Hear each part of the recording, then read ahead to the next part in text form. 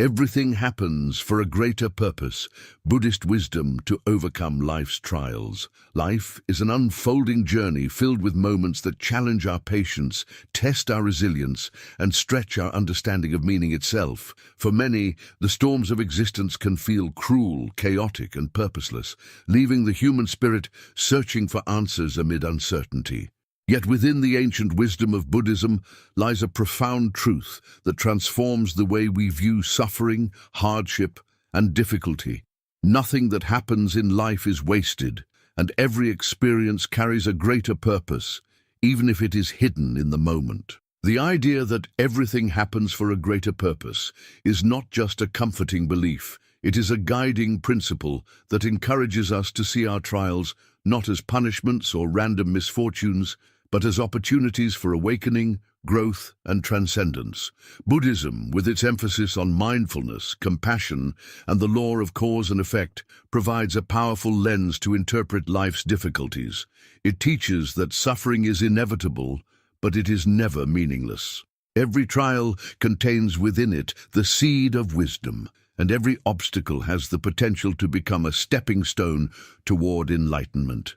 To embrace this perspective is to move away from the mentality of victimhood and toward a deeper spiritual freedom, a freedom rooted in the recognition that pain and joy are not opposites, but interwoven threads of the same fabric of life. In this exploration, we will journey into 5 expansive teachings inspired by Buddhist philosophy that help us reframe life's trials.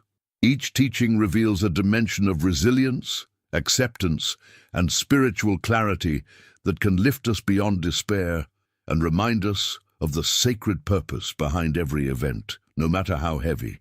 Through these reflections, we discover not only how to endure suffering, but how to use it as fuel for transformation.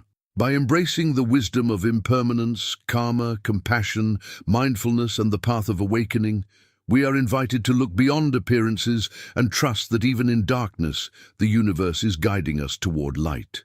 Let us begin this path with open hearts and patient minds, knowing that within each trial rests a lesson carved by the hands of eternity, shaping us into beings of strength, understanding, and boundless compassion. The wisdom of impermanence, understanding change as a gateway to growth. One of the most profound lessons that Buddhism offers when confronting life's trials is the understanding of impermanence, known as anicca. At the heart of suffering is our resistance to change. We cling to comfort, to relationships, to identities, and to outcomes, believing they will last forever, yet life continually reminds us that all things are in flux. What feels unbearable today may soften tomorrow. What brings joy now may fade in time. When we resist this truth, we magnify our suffering. But when we accept impermanence, we begin to see change itself as a teacher guiding us toward deeper wisdom. Imagine the pain of loss, a loved one's death, the collapse of a cherished dream, the fading of health, or the end of a relationship. These moments shake us to the core, making us question the meaning of our existence. Yet Buddhism encourages us to look at these events not as cruel endings, but as reminders of life's transient nature. Just as the cherry blossom blooms brilliantly for a short season before falling, so too do the experiences and people in our lives arrive, bring beauty and depart. Instead of despairing at the falling petals, we are invited to celebrate the beauty of the bloom, to cherish the moment while it lasts, and to release with gratitude when it is gone. This perspective transforms the way we approach trials. If we understand that everything is impermanent, then even our darkest nights are temporary. No suffering lasts forever, no hardship is eternal. The storms will pass, and in their wake, new clarity and strength will arise. Impermanence is not a sentence to despair, but a promise of renewal. Pain carves space within us, and in that hollowed space, compassion and wisdom can grow. Consider the story of the Buddha himself. Before his awakening, Siddhartha Gautama witnessed the realities of sickness, aging, and death, realities that shattered his sheltered existence. It was the impermanence of life that pushed him onto his spiritual path, urging him to search for truth beyond the fleeting conditions of the world. In this way, impermanence was not a curse but a catalyst for enlightenment. Similarly, when we face trials that shake the foundations of our lives, we are being nudged toward growth, to seek that which is lasting beyond the temporary waves of fortune and loss. In our personal lives, this lesson invites us to release the illusions of permanence that bind us. When we lose a job, face financial strain, or suffer betrayal, it is easy to feel as though our lives have collapsed. Yet when we recall impermanence, we recognize that today's loss can be tomorrow's opening, that every door closing is also a threshold to another path. This is not mere optimism. It is a spiritual truth rooted in the ever-changing nature of reality. The gift of impermanence is freedom. If we embrace it, we are no longer enslaved by fear of loss or blinded by the illusion of permanence. We become more willing to savor each moment, knowing its fragility, and more resilient when moments of suffering arise, knowing their brevity. Trials, then, become not enemies to resist, but waves to ride, carrying us forward into deeper awareness. Impermanence also teaches compassion. When we see that everyone and everything is bound by change, we soften our judgments. The person who harms us will also one day suffer loss. The enemy we despise is also a fragile being walking the same impermanent path. Through this awareness, compassion blossoms naturally. We begin to see not only our own trials with gentleness, but also the struggles of others with understanding. Thus, the wisdom of impermanence reframes our hardships. Rather than drowning in despair, we rise with the knowledge that life's trials are not meaningless afflictions, but natural waves of existence that shape, humble, and awaken us. The greater purpose lies not in avoiding pain, but in embracing change as a path toward growth, love, and freedom. If you have found resonance in these reflections, I invite you to subscribe to the channel so that together we may continue this journey of wisdom, strength, and awakening. The law of karma. Every trial as a seed of transformation. When life confronts us with trials, there is often a temptation to ask, why me? Why must I endure this suffering? The human heart wrestles with the apparent injustice of existence, the randomness of misfortune, and the silence of the universe in the face of our cries. But Buddhist wisdom offers a perspective that reshapes these questions entirely. The understanding of karma, the universal law of cause and effect. According to this truth, nothing that we experience is random, and nothing is without meaning. Every thought, word, and action sets into motion consequences that ripple through our lives and beyond. In this way, each trial we encounter is not punishment, but the flowering of seeds that were once planted, seeds that also contain within them the possibility of awakening, renewal, and liberation.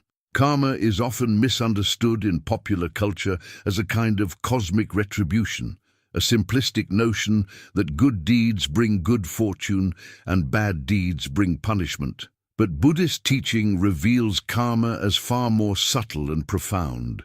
Karma is not imposed from outside by an angry deity or a capricious fate. It is the natural unfolding of causes and conditions. Just as planting a mango seed yields a mango tree, so too do our intentions and actions create the conditions of our lives. The trials we face are not arbitrary blows of suffering, but natural fruits of causes that extend beyond our current comprehension, often stretching across lifetimes. To see this is to recognize that even pain is part of a sacred continuity of cause and effect, designed not to destroy us, but to guide us toward greater understanding. When we meet hardship, we are in fact meeting ourselves, the echoes of our own past choices, the reflections of our own unfinished lessons.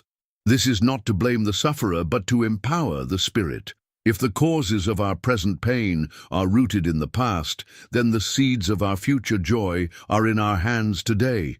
Karma teaches responsibility, but not despair. It shows us that we are not helpless victims of fate, but participants in a vast web of interconnected causes, and every choice we make shapes the path ahead. To suffer consciously, then, is to transform the energy of karma into wisdom. Consider the story of Angulimala, a notorious bandit and murderer during the Buddha's time, who had killed many people and wore a garland of their fingers around his neck. His karma was dark, heavy, and destructive, seemingly beyond redemption. Yet when he encountered the Buddha, his heart was moved, and he renounced his violence to become a monk.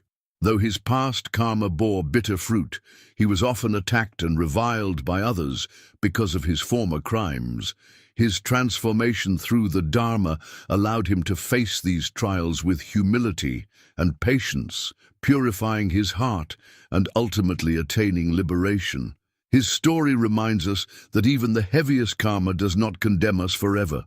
Our trials, no matter how painful, are opportunities to purify, to awaken, to plant new seeds of compassion and truth. In our own lives, when we encounter betrayal, loss, or suffering, karma invites us to look beyond blame and victimhood. Instead of asking, "Why is this happening to me?" we ask, "What can I learn? What seeds am I planting now in my response?"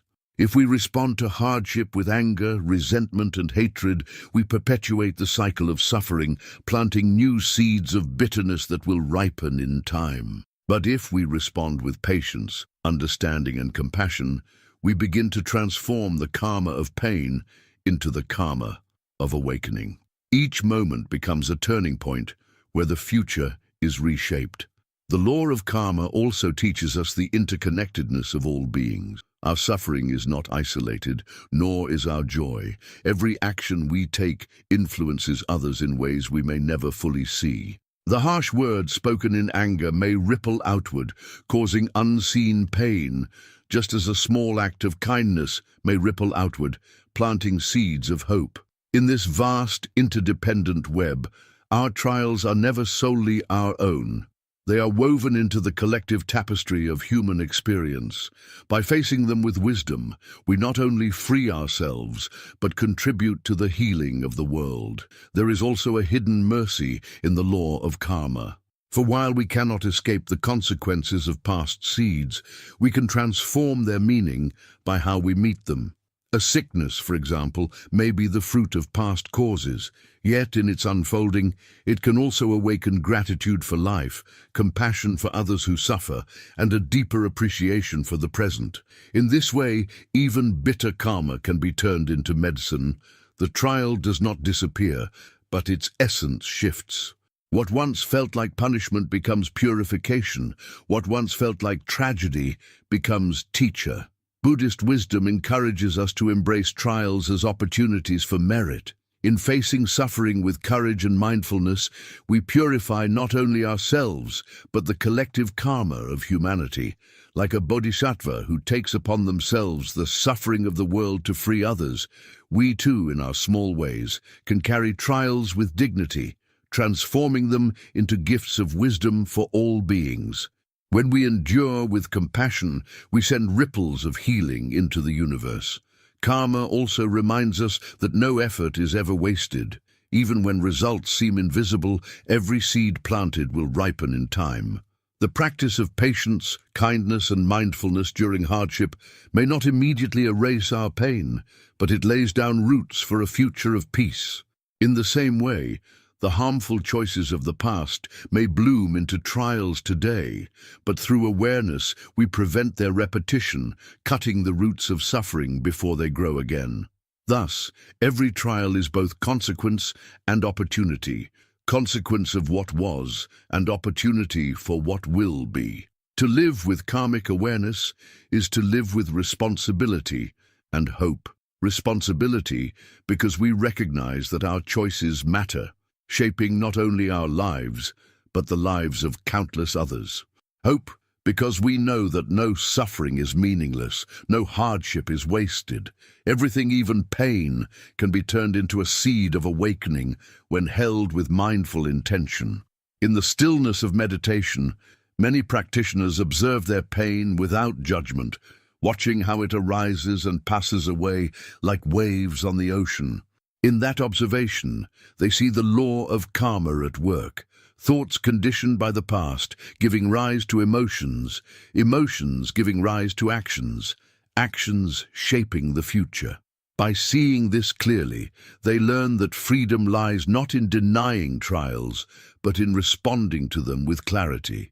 Each moment of mindfulness plants seeds of liberation, gradually reshaping the landscape of the heart. The law of karma is not meant to frighten, but to liberate. It reassures us that the universe is not chaotic or unjust, but governed by a deep moral order. What we do matters, how we respond matters, and in this truth lies the key to transforming our trials into steps toward awakening. When life presses upon us with suffering, we can bow to it not as a cruel fate, but as a messenger delivering lessons that our soul needs. We can transform wounds into wisdom, burdens into bridges, pain into purpose. Everything happens for a greater purpose, because every trial is a karmic seed, and within that seed is not only the echo of the past, but the promise of the future. By responding with wisdom, we water the seeds of compassion, freedom, and peace. In this way, our hardships cease to be meaningless suffering and become sacred opportunities for transformation. If these reflections speak to your heart, I invite you to subscribe to the channel so we can continue this journey together, learning to see every trial as a seed of awakening and every moment as a step on the path toward liberation. Compassion in the midst of trial, turning suffering into a bridge of connection.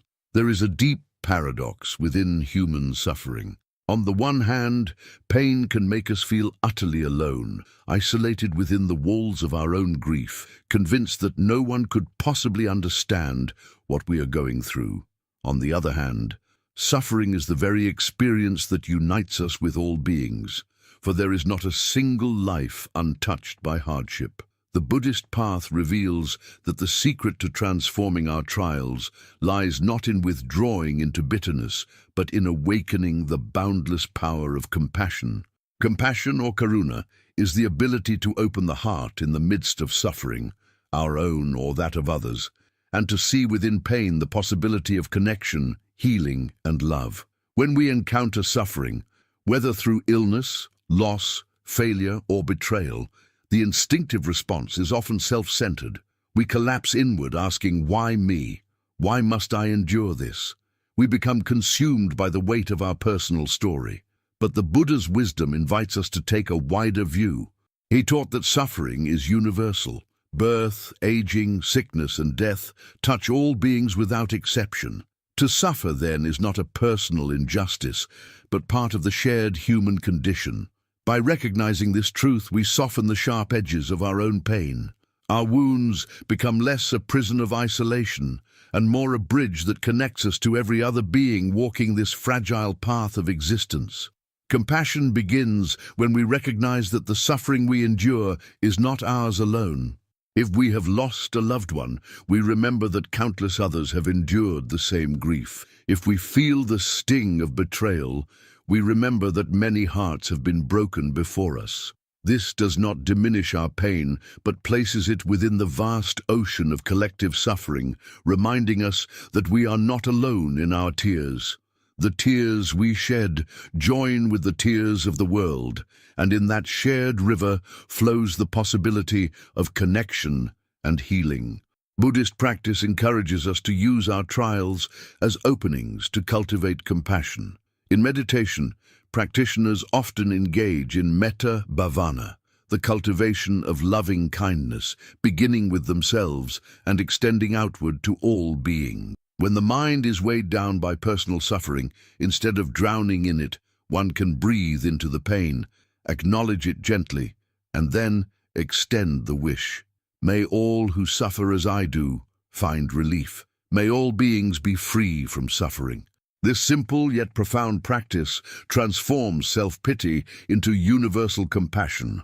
Suddenly, our pain becomes a portal through which we connect to the vast web of humanity. Compassion does not erase our trials, but it changes their texture. Instead of seeing pain as an enemy, we begin to see it as a teacher, guiding us to open our hearts beyond the boundaries of self. When a mother loses a child, the grief may feel unbearable, yet through compassion, she may find herself drawn to help other grieving parents, offering understanding that only one who has walked that path can offer. In this way, her suffering becomes the seed of service, her trial transformed into a bridge of connection. The life of the Bodhisattva embodies this truth. A Bodhisattva vows to remain in the cycle of birth and death until all beings are free, willingly taking on suffering for the sake of others. This is not because suffering is inherently noble, but because in the midst of suffering lies the chance to awaken boundless compassion. The Bodhisattva sees trials not as obstacles, but as opportunities to deepen their vow to alleviate the pain of the world. Similarly, when we encounter personal trials, we can view them not as punishment, but as invitations to expand our compassion. Our suffering becomes fuel for empathy, allowing us to hold the pain of others with tenderness. Compassion also breaks the cycle of anger and resentment that so often arises from hardship. When we are wronged, betrayed, or harmed, our first instinct may be to lash out, to return harm with harm. But compassion asks us to pause, to consider that those who cause harm are themselves caught in cycles of ignorance and suffering. The person who betrays may be driven by their own wounds, the one who insults may be trapped in their own pain. This does not excuse harmful behavior, but it shifts our perspective. By seeing the suffering beneath the surface, we free ourselves from hatred, which only deepens our own suffering. Compassion allows us to respond with clarity, setting boundaries if needed, but without poisoning our hearts with resentment. In many Buddhist stories, those who wronged the Buddha were met not with vengeance, but with compassion. Devadatta, the Buddha's cousin, attempted multiple times to kill him out of jealousy and resentment, yet the Buddha did not respond with hatred. He regarded Devadatta with compassion, recognizing his ignorance and suffering. In doing so, he demonstrated that even in the face of betrayal and danger, the awakened heart responds with love, not bitterness. We too can strive, in our own small ways, to emulate this wisdom when trials arise. Compassion also serves as a healing balm for ourselves. When we suffer, we often turn our anger inward, blaming ourselves for our pain, replaying regrets, or drowning in self-criticism. But compassion teaches us to hold ourselves gently, to treat our own wounds with the same kindness we would offer a beloved friend. Buddhist practice often begins compassion with the self, for until we can hold our own pain tenderly, we cannot fully extend compassion to others. In the midst of trials, then, self-compassion is not indulgence but medicine, soothing the rawness of the heart and allowing healing to unfold. The transformative power of compassion is that it turns suffering into purpose.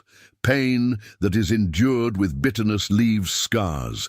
Pain that is endured with compassion leaves wisdom. The parent who has lost a child and comforts another grieving parent, the survivor of illness who becomes a source of hope for others, the individual who has walked through depression and extends a hand to someone in darkness. All these are examples of trials transfigured into bridges of connection. Compassion transforms private suffering into shared humanity, revealing the greater purpose hidden within hardship. In this way, everything truly happens for a greater purpose. The grief that once seemed unbearable becomes the seed of empathy. The loneliness that once felt crushing becomes the ground for deeper connection. The betrayal that once hardened the heart becomes the teacher of forgiveness. Through compassion, our trials cease to be meaningless wounds and become sacred paths toward love. Ultimately, compassion leads us to the realization that our lives are not separate. Your suffering is my suffering, your joy is my joy.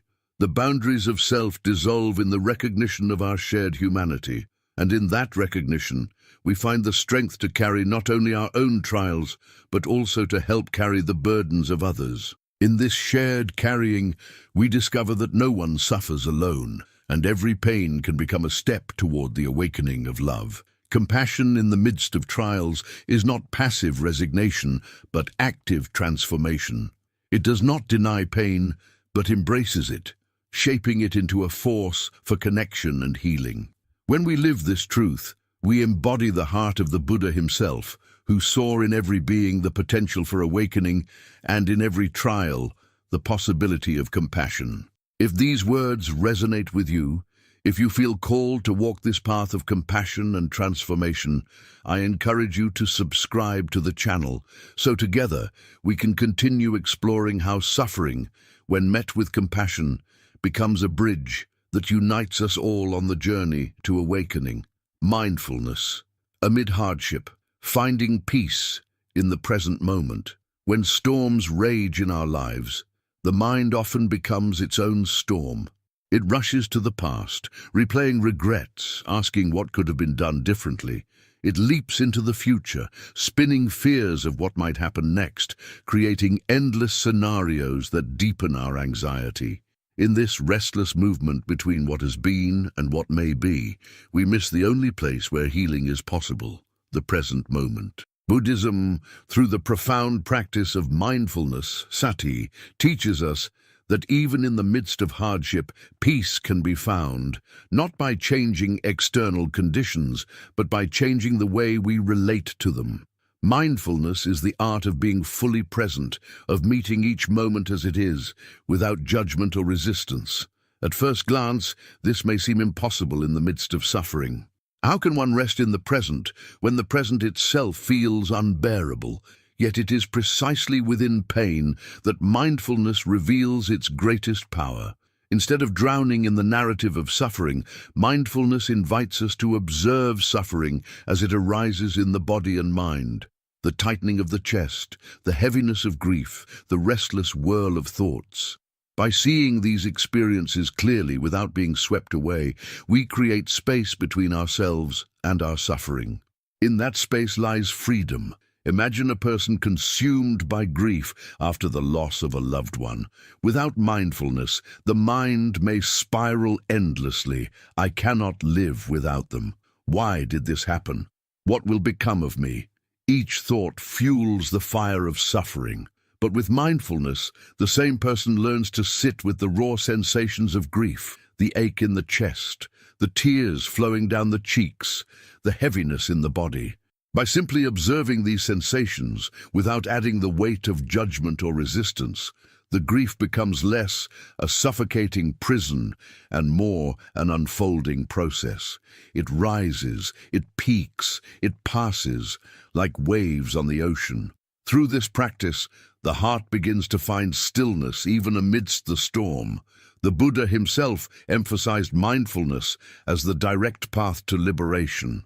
In the Satipatthana Sutta, he instructed practitioners to be mindful of the body, feelings, mind, and mental phenomena, observing them as they truly are, impermanent, unsatisfactory, and without a fixed self. When we apply this teaching during trials, we begin to see that our pain, though real, is not permanent. The sensations shift, the emotions change, the thoughts arise and fall away. By anchoring ourselves in this direct observation, we loosen the grip of despair. We realize that suffering is not a solid wall, but a moving river, and if we learn to float rather than fight, peace can be found even as the current flows. Mindfulness also dissolves the illusion that we are defined by our suffering. When we identify completely with our pain, we say, I am broken, I am worthless, I am lost. These identities deepen the wound. But mindfulness teaches us to see suffering as an experience, not an identity. We are not the storm, but the sky in which the storm passes. Clouds of grief, anger, and fear may fill the sky for a time, but the vastness of awareness remains untouched. By resting in that vastness, we learn to witness our trials without being consumed by them. During hardship, the mind often resists what is happening, insisting this should not be. That resistance magnifies suffering. If a sickness comes, we resist it with denial and bitterness. If a loss occurs, we resist it with refusal to let go. But mindfulness is the practice of radical acceptance, meeting reality as it is, without adding the suffering of resistance. Acceptance does not mean resignation. It means clarity. By acknowledging things as they are, we find the strength to respond wisely rather than react blindly. Consider someone facing the trial of chronic illness. Without mindfulness, the illness becomes a constant battle, each symptom an enemy. But with mindfulness, the person learns to meet each sensation with curiosity and compassion. Here is pain, here is fatigue, here is fear.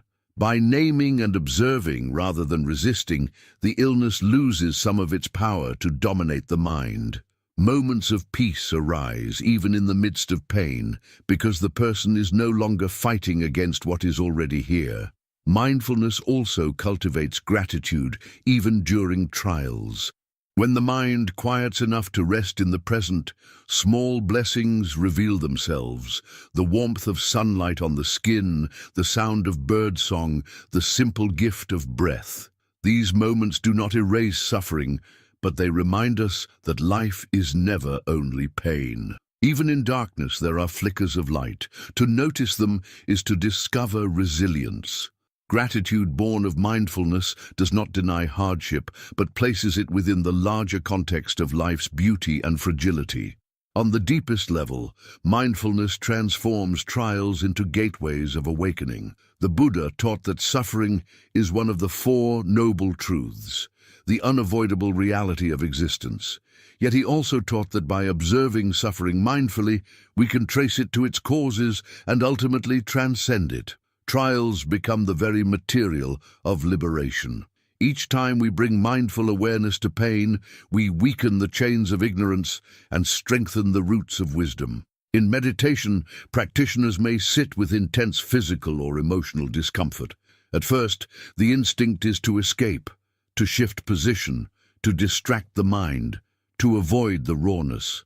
But with training, one learns to remain still, to breathe, to simply observe. In doing so, they discover that the mind's resistance was the true source of torment. The discomfort itself, when observed without judgment, becomes bearable. In fact, it becomes a teacher, revealing the impermanence of all sensations and the possibility of peace in any moment. This same lesson applies to life's larger trials. By practicing mindfulness, we turn hardships into spiritual training, each difficulty sharpening our awareness and deepening our understanding. Mindfulness also reveals the interconnectedness of suffering and joy. When we are mindful of pain, we become more attuned to joy. The person who has been sick for months tastes food with a gratitude the healthy often forget. The one who has endured loneliness treasures moments of connection more deeply.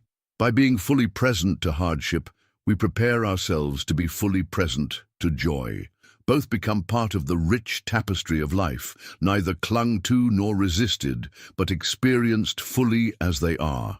Perhaps the greatest gift of mindfulness amid hardship is the realization that peace is not dependent on external conditions. We often believe that peace will come only when the problem is solved, the illness cured, the loss restored. But mindfulness teaches us that peace is available here and now, even in difficulty. By resting in awareness itself, untouched by the passing storms of experience, we taste a freedom that no trial can destroy. This is the essence of awakening, to discover the stillness that lies at the heart of all movement, the silence that underlies all sound, the peace that is ever present within the present moment. Mindfulness does not promise a life free of trials, but it promises freedom within trials. It does not erase pain, but transforms our relationship to it. By anchoring ourselves in the present, we cease to be tossed helplessly by the waves of past and future. We become steady, grounded, resilient. In this steadiness, trials lose their power to crush us. They become teachers, guiding us toward the realization that everything, joy and sorrow alike, happens for a greater purpose, shaping us into beings of wisdom and compassion. If you feel drawn to deepen this journey of mindfulness, to learn how even the hardest trials can become paths to peace, I warmly invite you to subscribe to the channel, so that together we may continue walking this path of presence, clarity, and awakening. Awakening through trials, the path to liberation. All the teachings we have explored, the truth of impermanence, the law of karma, the power of compassion, and the practice of mindfulness ultimately converge in one profound realization. Trials are not merely interruptions on the path, they are the path. In the Buddhist view, suffering is not an obstacle to awakening, but the very material from which awakening is shaped. Without trials, the heart would not be pushed to expand, the mind would not be humbled, and the spirit would not be compelled to seek freedom beyond the transient conditions of the world. It is through walking directly into the fire of suffering that the jewel of liberation is revealed. From the moment Siddhartha Gautama left his palace, what drove him was not comfort, but confrontation with life's most painful realities: sickness, aging, and death. These encounters were trials that stripped him of illusion and ignited his search for truth. If he had remained in luxury, shielded from hardship, he would never have awakened as the Buddha. His story reminds us that the very experiences we seek to avoid, the losses, the disappointments, the griefs, are the ones that open the door to enlightenment. Each trial is a summons, calling us to see beyond the surface of life and to touch the eternal. When trials strike, the mind often cries out for escape. We wish to run from the discomfort, to numb it with distractions, to bargain with fate until it passes. Yet, the Buddhist path calls us not to escape, but to enter fully into the heart of suffering, to investigate it with courage and clarity.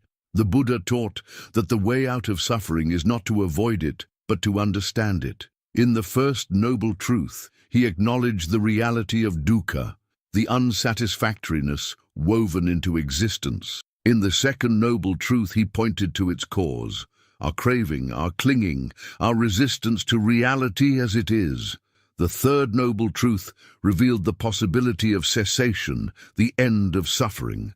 And the fourth noble truth offered the eightfold path as the way to walk toward liberation. Each of these truths speaks directly to the role of trials in awakening. When hardship arises, we are given the chance to see craving and clinging in their rawest form. We see how we grasp at permanence when everything is impermanent, how we resist loss when loss is inevitable, how we crave comfort when discomfort is unavoidable. Trials strip away illusions, forcing us to face reality as it truly is. And in this confrontation lies liberation. For once we see the futility of clinging, we loosen our grip. Once we see the nature of desire, we begin to let go. Each trial becomes a mirror, reflecting the attachments that bind us and offering us the chance to release them. Imagine someone who has built their identity entirely around success.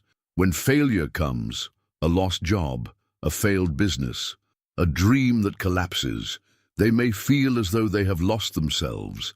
Yet within this trial lies a powerful teaching. Identity rooted in external achievement is fragile.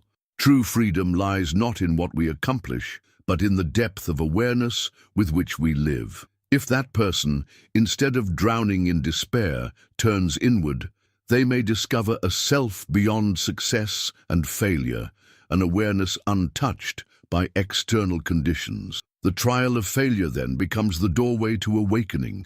Similarly, when we face the death of a loved one, the pain may feel unbearable. Yet in confronting death, we are forced to see impermanence not as an abstract idea, but as a lived reality. We are reminded that life is fragile, fleeting, and precious. This awareness can shatter complacency, awakening in us a renewed urgency to live fully, to love deeply, and to seek that which endures beyond death. In this way, the trial of grief becomes the catalyst for a deeper awakening. The path of awakening is not about erasing suffering, but transforming our relationship to it. The lotus flower, revered in Buddhism, grows only in muddy water. Without the mud, there is no lotus. Without suffering, there is no awakening. To understand this is to stop cursing the mud of our lives and to begin honoring it as the ground from which beauty and wisdom arise. Our trials are the mud, and our awakened heart is the lotus. The greater purpose behind every hardship is this transformation, the realization that what seems like ruin can give birth to enlightenment. Throughout Buddhist history, countless practitioners have testified that their deepest insights arose not during times of ease, but in the crucible of suffering.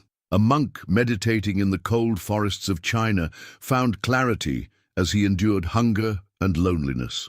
A practitioner facing terminal illness discovered unshakable peace in the face of death. A modern individual struggling with depression learned through mindfulness to sit with their pain and discovered within it a wellspring of compassion for others. In each case, the trial became the path, the suffering became the teacher, the darkness became the womb of light. To awaken through trials, we must cultivate courage, the courage to remain present, to face pain without running away, to trust that within every hardship lies a seed of liberation. This courage is not stoic endurance or forced positivity. It is the quiet strength that comes from knowing that reality, however harsh, can be met with awareness. The Buddha likened life's trials to arrows. The first arrow is the unavoidable pain of existence: sickness, aging, death, loss. The second arrow is the suffering we create by resisting the first: our fear, anger, resentment, and denial. By practicing awareness, we can avoid the second arrow. We cannot stop pain from arising, but we can stop multiplying it with our reactions. This wisdom turns trials from prisons into teachers. Awakening through trials also requires faith, not blind belief, but trust in the path. Trust that even in darkness there is light. Even in suffering there is meaning. When life collapses, faith keeps us walking. It is the whispered truth that every step through the fire brings us closer to freedom. This faith is not external, but rooted in direct experience. Each time we bring mindfulness to pain, each time we meet suffering with compassion, we see for ourselves the transformation that is possible. Faith grows not from dogma, but from lived practice. Ultimately, to awaken through trials is to realize the boundless capacity of the human heart. Suffering can harden us, but it can also break us open. When it breaks us open, we discover a depth of compassion, wisdom, and love that we did not know we possessed. Trials strip away superficial concerns, revealing what truly matters. They humble us, reminding us of our shared vulnerability. They strengthen us, teaching resilience.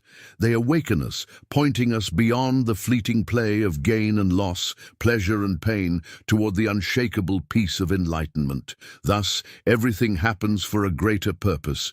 The trials we dread are not detours, but the very road. The hardships we resist are not meaningless, but filled with hidden teachings. Each moment of suffering carries within it the potential for awakening. If we have the courage to see it, the compassion to embrace it, and the mindfulness to understand it, the greater purpose of trials is nothing less than our liberation.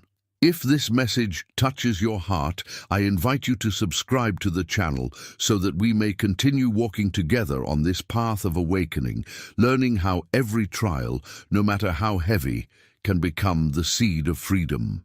The journey through life is never free of trials. Suffering visits every being, often in unexpected and unwelcome ways.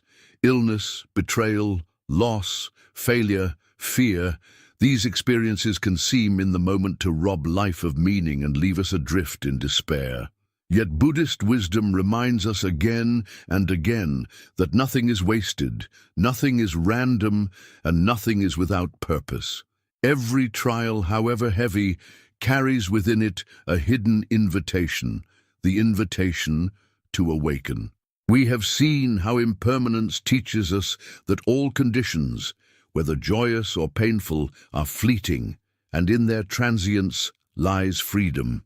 We have seen how karma shows us that every experience arises from causes and conditions, turning suffering into a field of responsibility and possibility. We have seen how compassion transforms pain into connection, making our wounds into bridges that unite us with the suffering of others. We have seen how mindfulness reveals peace, even in hardship, anchoring us in the present where true healing begins. And finally, we have seen how awakening itself is not found apart from trials, but through them, as the lotus blooms only in the mud. To embrace these teachings is to live with the conviction that everything happens for a greater purpose. Our losses humble us and teach us gratitude. Our failures loosen our attachment to fragile identities. Our grief awakens us to the preciousness of life. Our hardships strip away illusions and reveal the depth of the human heart. What once felt like punishment or chaos becomes, through the lens of Buddhist wisdom, a sacred path of transformation. This is not to romanticize suffering or to deny its raw pain. Rather, it is to recognize that pain is not the final word. In every trial, there is a hidden seed of wisdom waiting to bloom. In every hardship, there is a chance to deepen our compassion, to strengthen our awareness, to loosen our attachments, and to walk a little closer to freedom. When we look back on our lives, we often see that the moments we feared the most, the nights that felt endless, were the very crucibles that shaped us into who we are. The greater purpose of life's trials is awakening, the realization that peace and freedom are not dependent on external circumstances, but can be found within, here and now, in the midst of it all. When we live this truth, we discover a resilience that no hardship can destroy. We become like the lotus rising above muddy waters, untainted by the conditions around it, blooming with serene beauty.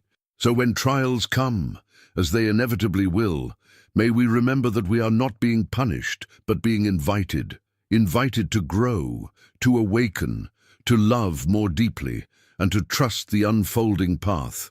May we carry this wisdom into our own struggles and extend it to others, so that together we may walk the path of liberation. If you have found meaning and strength in these reflections, I warmly invite you to subscribe to the channel so that we can continue this journey side by side, exploring how every challenge, every hardship, and every trial can become a doorway to wisdom, compassion, and awakening.